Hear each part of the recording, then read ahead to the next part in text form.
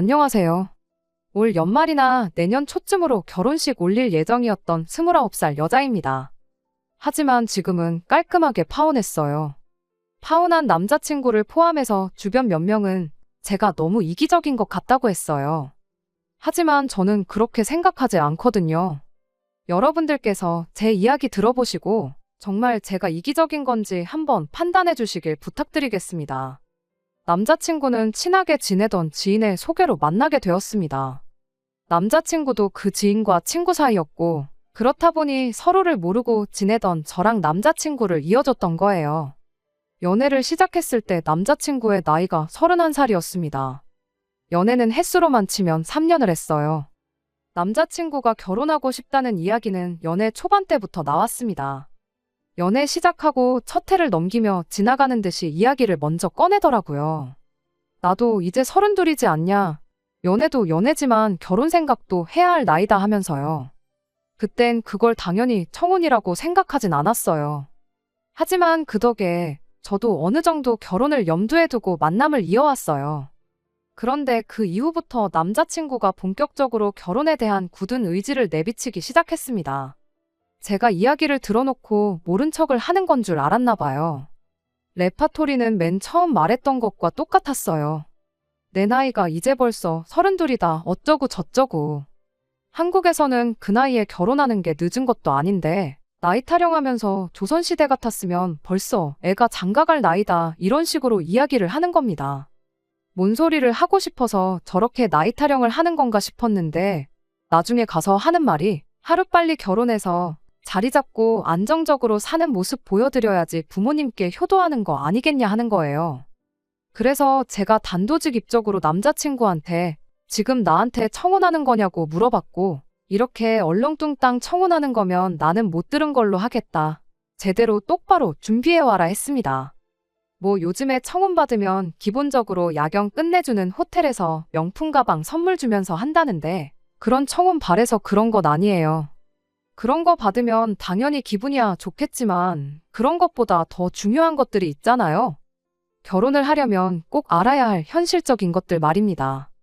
결혼을 위해 어느 정도 준비되어 있는지, 앞으로는 어떻게 할 계획인지 같은 구체적인 이야기를 듣고 싶었어요. 심지어 결혼을 하자고 말을 꺼내는 사람이 고작 한다는 소리가 부모님께 걱정 끼치기 싫고 효도하고 싶어서 결혼하겠다라는 말이라면 그 이야기 듣고 결혼을 결심하는 사람이 세상 어디 있겠나요? 그런데 정말 더 충격적이었던 건 남자친구가 제 말을 듣고 나서 현재 자기 상황에 대해서 이야기를 해줬는데 모아놓은 돈이 1,500만 원이 전부였다는 사실이었습니다. 물론 결혼할 때 돈 얼마 가지고 온 것만 가지고 그 사람을 평가할 수 없다는 사실은 저도 잘 알고 있습니다.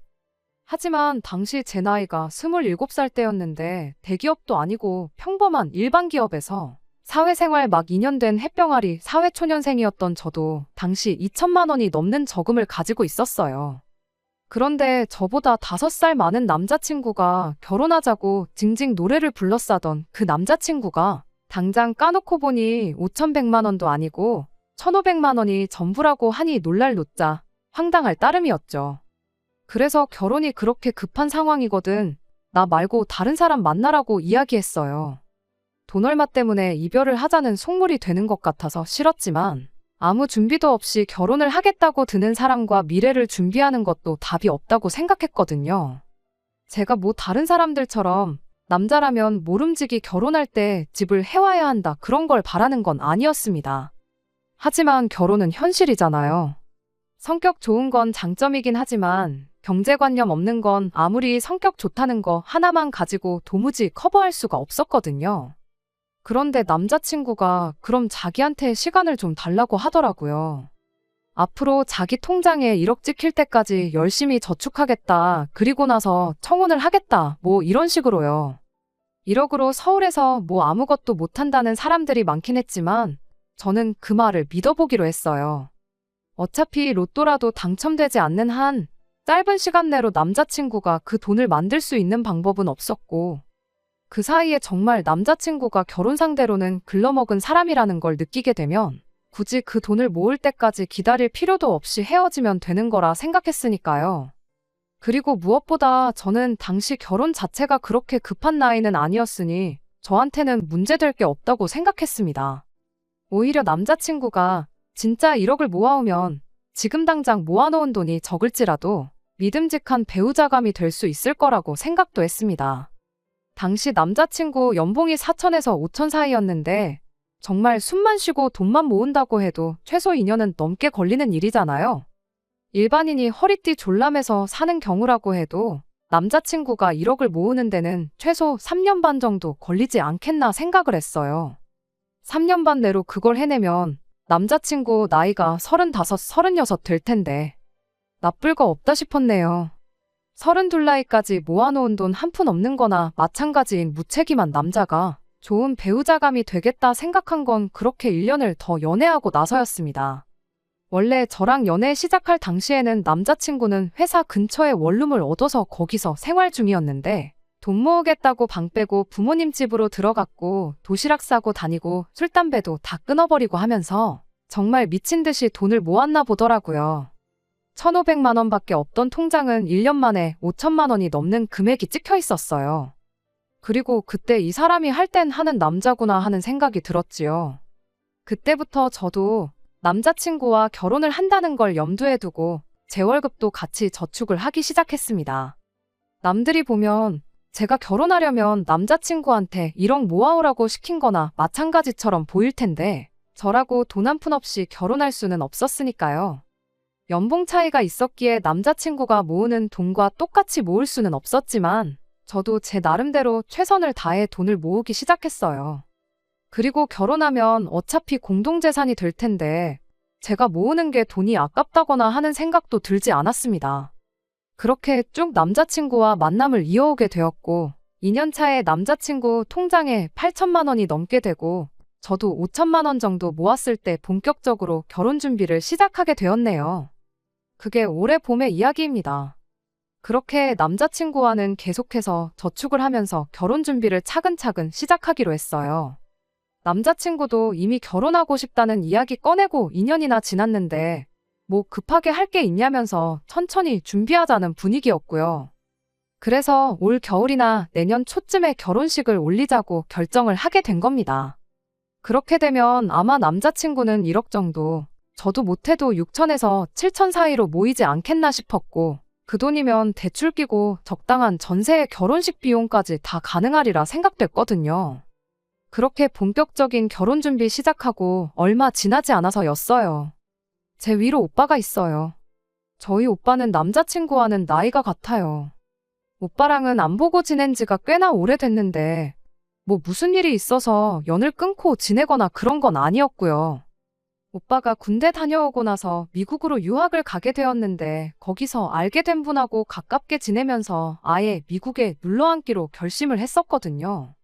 자세한 이야기는 모르는데 뭐 운때가 맞아서 영주권도 꽤나 빨리 취득을 했고 시민권도 취득을 했어요. 남자친구랑 다른 점이 있다면 저희 오빠는 비혼주의자로 애초에 결혼에 대한 생각이 전혀 없었던 상황이고요. 그런데 혼자서 10년이 넘는 세월을 혼자 타국에서 지내고 영주권 후원까지 해줬던 분하고 사이가 틀어지면서 아는 사람도 없이 너무 외롭다는 이야기를 하게 되었고 겸사겸사 저희 부모님한테 아예 미국으로 건너와서 살 생각이 없냐고 물어왔었거든요.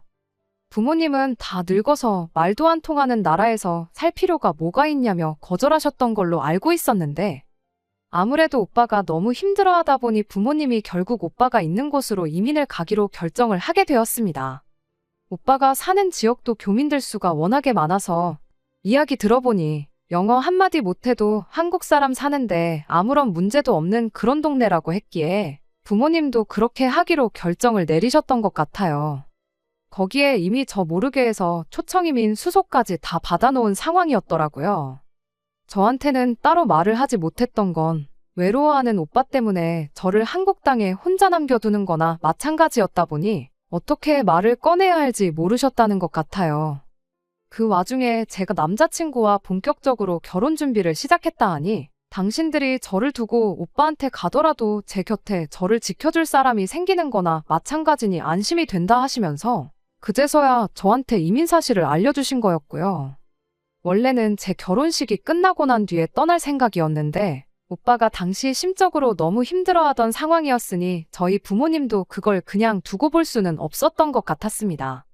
제 결혼식 땐 어차피 오빠도 한국에 와야 하니 일단 먼저 떠나시겠다고 하시더라고요. 대신 혼자 남을 저한테는 살고 계신 집을 증여해 주신다고 하셨고요. 사실 결혼 비용 때문에 고민하면서 가장 큰 문제가 신혼집 문제였는데 생각지도 못한 걸로 신혼집이 생겨버릴 거라고는 상상도 못했습니다. 그렇게 가장 큰 문제가 해결돼 버리니 저도 저지만 남자친구가 제일 좋아하더라고요. 원래는 빌라나 적당한 작은 전세로 시작하려고 했는데 신혼집 문제 완전히 해결돼 버리고 모자라다고 생각했던 돈이 여윳돈이 돼버린 거나 마찬가지였으니까요. 아무래도 부모님이 쭉 살아오신 집이라 집이 오래되기도 했고 해서 리모델링은 필수로 해야 하는 상황이었어요. 저도 다른 것도 아니고 신혼집인데 이참에 고치는 편이 더 좋겠다는 데에는 당연히 동의를 했고요. 남자친구가 모아놓은 돈으로 리모델링을 하고 나머지 혼수를 다 채워오기로 했습니다. 그래도 대충 견적내보니 돈이 남겠다는 생각이 들었고 남자친구는 그 돈과 제가 모아놓은 돈으로 외제차를 사자느니 어쩌자니 하는 이야기를 하더라고요. 남은 돈에 대해서는 천천히 생각해보자고 했어요. 집이 해결되면 맞벌이 하는데 돈 모으는 일은 순식간이라고 생각했고 그 돈으로 다른 곳에 투자를 하든 진짜 외제차를 사든 더 좋은 방법이 있을 거라 생각했으니까요. 예정대로 저희 부모님이 먼저 오빠가 있는 미국으로 떠나시게 되었고 지난달부터 본격적으로 혼수며 리모델링이며 결혼 전에 미리 준비해야 할 것들을 알아보기 시작했습니다. 리모델링 업체를 정한다고 여기저기 다니면서 견적 내보고 비교하고 있다가 괜찮아 보이는 분을 만나 그 업체로 정하게 되었어요. 그리고 나서 이제 벽지며 바닥이며 자세한 내용에 대해 처음 상담을 받기로 한 날이었는데 남자친구가 그 자리에 자기 부모님을 데리고 왔더라고요. 업체는 제가 여기저기 다녀보면서 알아볼 거 다 알아보고 정한 건데 한다는 말이 제가 경험도 없고 그러니 괜히 눈탱이 맞을 수 있다고 도와주러 온 거라고 하더라고요. 저도 처음엔 조금 어이가 없긴 했지만 저희 부모님도 벌써 미국으로 떠난 상황이었다 보니 그래도 경험 많은 어른이 같이 있으면 도움이 되지 않겠나 하는 생각이 들어서 같이 업체에 방문을 하게 되었지요. 시작하자마자 남자친구 부모님이 도어락부터 인터폰 같은 건 돈 받지 말고 그냥 해달라고 하면서 업체 실장님하고 조율을 하기에 잘 데리고 왔다는 생각이었어요. 그런데 벽지랑 장판을 고르는 와중이었는데 안방에 들어갈 벽지랑 장판만 다른 걸로 하자고 하시면서 당신들 마음에 드는 걸로 고르시더라고요. 제 스타일도 아닌 걸 억지로 하라고 하시는데 이게 뭔가 싶었어요. 견적 다 내고 나서 같이 식사를 했는데 그때는 분위기상 넘어가긴 했는데 자꾸 안방 벽지랑 장판 이런 게 자꾸 마음에 걸리더라고요. 방 3개짜리 아파트긴 하지만 이러나 저러나 잠자는 시간 포함하면 하루 중에 집에서 가장 오랜 시간을 보내는 방인데 장판이랑 벽지가 제 마음에 안 들면 정이 안 갈 것 같아서요. 그래서 남자친구 부모님 같이 식사하는 자리에서 벽지랑 장판은 그냥 집 전체 똑같이 통일성 있게 해야겠다고 말을 꺼냈죠. 그런데 그 말을 듣더니 두 분 반응이 얘가 무슨 소리를 하냐 하는 반응이었습니다. 이어서 나온 말에 저는 어이를 상실하고 말았어요. 아니, 그때 이미 이 결혼은 끝장났구나 하는 생각을 갖게 되었습니다. 남자친구 부모님이 저한테 한다는 소리가 그 방은 자기들이 쓸 방이니 자기들이 고른 벽지와 장판을 그대로 써야 한다고 대답을 했으니까요. 다른 방도 아니고 신혼집 안방을 쓰겠다는 말이 뭔 소린가 싶었습니다. 오시면 얼마나 오신다고 손님 방으로 써도 되는 작은 방을 두고 안방 이야기를 꺼내나 싶었는데 손님으로 오겠다는 게 아니고 같이 살겠다고 하는 이야기였었으니 말이에요. 남자친구 부모님도 제 반응을 보더니 남자친구한테 아직 말 안 했냐는 듯한 반응이더라고요. 식사 자리 끝나고 나서 부모님하고 같이 들어간다는 남자친구를 붙잡아서 자리를 옮겼어요. 그리고 이게 무슨 상황인지 설명해 보라고 했습니다. 남자친구 반응이 더 어이가 없었습니다. 뭐가 그렇게 당당한지 부모님이랑 같이 살 건데 뭐 문제 있냐는 반응이었으니 말이에요. 오히려 부모님이 같이 살아준다는 걸 제가 고마워해야 하는 상황이라는 말도 안 되는 논리를 펼치기 시작하는 거예요.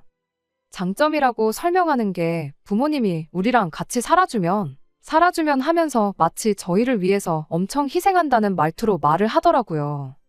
일단 우리는 맞벌이를 하지 않느냐, 그렇게 되면 퇴근하고 와서도 집안일에 또 남은 기운을 써야 하는데, 자기 부모님이 같이 살아주시면서 집 정리고 빨래고 청소고 식사까지 다 준비해 주실 거다 하면서 그 덕에 제가 집안일로부터 자유로워질 수 있으니 저한테는 무조건 이득이라는 겁니다. 안방을 쓰는 이유도 따로 있다네요. 안방이라고 해봐야 솔직히 잠만 자는 공간 아니냐고. 집에서 가장 넓은 공간을 잠만 자는데 쓸 이유가 하나도 없다는 거예요.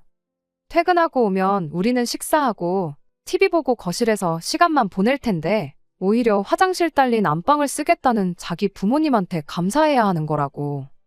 괜히 생활동선이 맞물려서 오며 가며 마주치면 서로 불편하지 않겠냐고. 그런데 화장실 딸린 안방 쓰시면 부모님이 우리 퇴근하고 나서도 방에만 계실 수 있으니 불편할 게 하나도 없다는 거죠.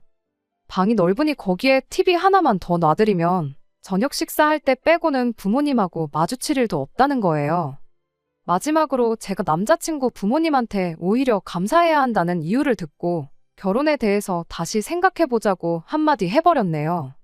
제 명의 집에 자기 부모님이 와서 사는 거니 이건 시집살이가 아니고 오히려 우리 부모님이 얹혀 사는 거라는 말도 안 되는 소리를 하더라고요. 부모님이 우리 집에 얹혀 살면서 며느리 눈치 보며 집안일도 다 해주신다는데 당연히 제가 감사해야 하는 부분이지 않냐는 뻔뻔한 소리를 아무렇지도 않게 하더라고요. 이게 뭔 미친 소리인가 싶어서 그러냐고. 그냥 결혼에 대해서는 다시 생각해보는 게 좋겠다고 대답을 했습니다. 그랬더니 남자친구가 다짜고짜 저보고 너 때문에 2년을 더 낭비를 했는데 이제 와서 집 생기니까 파혼하자는 소리를 할 수 있냐며 이기적이라고 입에 개거품을 물면서 따지더라고요. 저희 오빠 이야기까지 끄집어내면서 따지기 시작하는데 너는 너네 오빠가 부모님 모시겠다고 할 때는 찬성해서 부모님 말도 안 통하는 미국 땅에 보내놓고 나도 똑같은 아들인데 부모님 모시겠다고 하니 그건 싫다고 할 수가 있냐더라고요. 사람이 언행일치가 돼야지 달면 삼키고 쓰면 뱉고 그러면 안 된다는 겁니다. 제가 말도 안 되는 억지 쓰지 말고 헛소리도 통할 사람 앞에서 하라고 한마디 했지요. 그리고 분명히 마지막 기회까지 줬어요.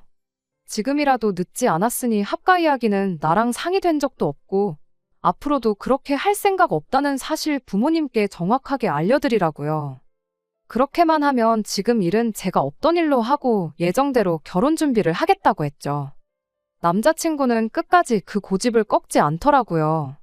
오히려 목청을 한껏 높이면서 한다는 소리가 집은 너가 부모님한테 물려받은 집일지라도 결혼하면 우리 공동재산이 되는 것이고 또 자기 돈으로 리모델링을 하기로 했으니 일부일지라도 그 집에 자기 지분이 있는 거라고. 그러니 그걸 제멋대로 하게 두지 않을 거랍니다. 말도 뭐 통하는 사람한테 해야지 대화지. 아예 들어먹을 것처럼 보이질 않더라고요. 솔직히 제가 여기서 상황이 이렇게 된 마당에 미쳤다고 남자친구한테 결혼해달라고 빌어야 할 상황도 아니잖아요. 그래서 깔끔하게 파혼하자고 했어요. 나는 분명히 모든 걸 원래대로 돌릴 수 있는 기회를 줬고 할 만큼 한 것 같다고. 이미 결심이 그렇게 굳은 것 같은데 며칠 생각할 시간을 준다고 바뀔 것 같지 않으니 이 자리에서 깔끔하게 갈라서자고 했지요. 어차피 리모델링, 아직 벽지랑 장판 같은 간단한 것만 결정한 상황이지 계약금을 치른 것도 아니고 남자친구 돈 한 푼 들어간 것도 없는데 내가 부모님한테 물려받은 집의 지분을 요구하는 것 자체가 말도 안 되는 상황이잖아요. 괜히 시간 끌어서 열쇠 구멍 하나라도 바꿨다간 이대로 콧괴일 수도 있겠다는 생각이 들어서 저도 재빠르게 파혼 선언하고 관계를 끝내버렸습니다. 남자친구는 그 상황에서도 너네 가족들 전부 너를 두고 다 미국으로 가버린 상황에 자기 부모님이 저희 부모님을 대신해서 곁에서 지켜주겠다는 걸 거절한 걸 두고 평생을 후회할 거라며 큰 소리를 떵떵 치더라고요. 그런데 큰 소리 떵떵 치고 결혼 엎어버린 것과 다르게 남자친구한테서 한 달도 안 돼서 다시 시작하자는 연락을 받게 되었어요. 같이 사는 건 당연히 없던 일로 하겠다고 하는데 솔직히 그 말에 믿음이라곤 일도 가지 않았어요. 나중에 말 바뀔지 누가 알겠어요. 그래서 이럽다고 또 연락 올 줄 모르고 전화번호 차단 안 한 내 잘못이라고 한마디 해주고 연락 끊어버렸습니다. 그리고 얼마 지나지 않아 남자친구를 저에게 소개해준 지인에게서 연락을 받게 되었습니다. 남자친구랑 제 소식 들었다면서. 그런데 그 지인이 남자친구 편을 들어주더라고요. 남자친구가 결혼이 급했는데 저 때문에 2년 넘는 시간을 더 보내지 않았냐. 중간에 잠깐 문제가 생겼다고는 하지만 결국에는 마지막에 와서 제가 원하는 대로 다 맞춰주겠다고 하는데 그런 사람을 매몰차게 대할 필요는 없지 않느냐면서 중간 입장에서 보기엔 남자친구 잘못만 있는 게 아닌 것 같으니 이기적으로 굴지 말고 좋게 잘 해결하라는 거예요. 3년이나 만났고 결혼 전제로 인연을 만나놓고 파혼하는 건 경우가 아닌 것 같다고 하면서 말이에요. 그 지인한테는 입장 바꿔 생각해보라고 한마디 해줬어요. 언니가 내 상황이었으면 이 결혼했을 거냐고 그렇게 생각하면 저는 그럴 생각 추호도 없으니 언니야말로 그런 사람 만나서 결혼하라고요. 남자친구한테도 제대로 전해주라고 했어요. 어디 가서 나 때문에 2년 시간 낭비했다는 소리 하지 말라고요. 정말 시간 낭비했다는 생각이 들면 통장부터 보고 오라고 전해달라 했죠. 애초에 2년 전에 저랑 헤어졌다고 1,500 가지고 결혼이나 했겠냐고. 지금 통장에 1억 가까이 모으게 해준 나한테 엎드려 절해도 모자랄 판 아니지 않냐고 한번 물어보라고 했네요. 그리고 지금 1억 모아놨다고 해서 당장 안방은 시부모한테 내주고 결혼 생활 시작할 사람 찾아야 하는데 요즘 세상에 그런 사람 찾을 수나 있겠냐고. 똥 묻은 개가 겨 묻은 개 나무라지 말고 주제 파악부터 하라고 전해주라 했습니다. 그리고 그 언니랑도 앞으로 연락하지 말고 지내자고 했네요. 가까이 지내던 지인과 남자친구 두 사람을 동시에 잃게 되었는데 솔직히 전혀 아쉬운 점이 없습니다. 오히려 제 인생에 가장 쓸모없는 두 사람 내쳐버렸으니 저한테는 이득이라고 생각해요. 제 선택의 아쉬움도 후회도 없고 지금은 되려 못한 말 다 쏟아버린 것 같아서 속이 후련합니다. 끝까지 들어주셔서 감사합니다. 오늘의 사연은 여기까지입니다. 구독과 좋아요, 알람 설정 부탁드리고 더 좋은 사연으로 다시 찾아뵙겠습니다. 감사합니다.